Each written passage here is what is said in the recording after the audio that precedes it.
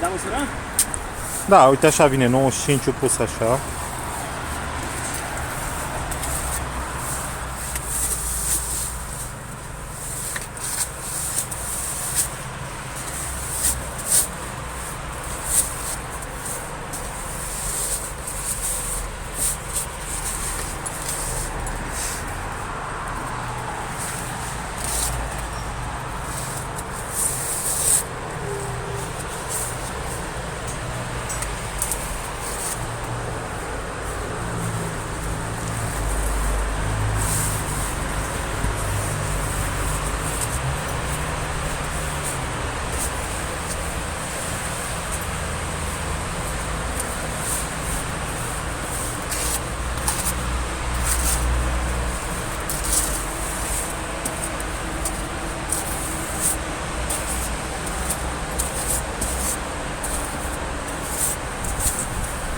Da.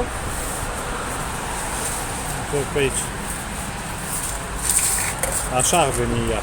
Ea are 95 înălțime cu 1 metru. Așa? Da. Ăla vine lateral. Colțul ăla e sus la tine. Așa vine. Așa. Prea multe găleată. Prea multe gălețe aici. Mă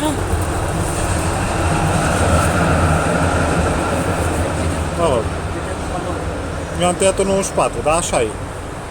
E cu dungile în jos, da, așa ar trebui să fie. A, nu, invers vine. Așa vine, da, da. Dungile în sus, uitați-mă. Am ce nu știu cum e pe păsul acolo. E mare și așa, dar e bine.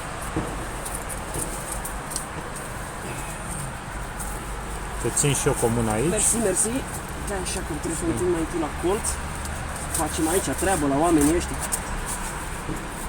Vine primăria să bagă aici doamna Firea, ai înțeles? Și mă verifică dacă n-am pus plasa bine la colț.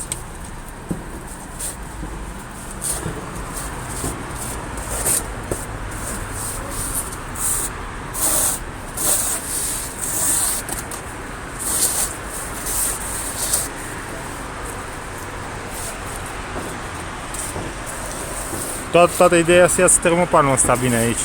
Da, păi, dacă nu se închide plasa, dați-mi sarceal cu Da.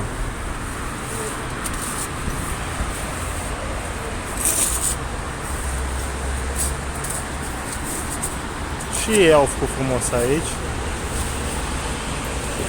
Nu, contează ce au făcut ei, contează ce facem noi, George. Da. Ia uite aici, măestrie, adică mistrii. Uh-huh.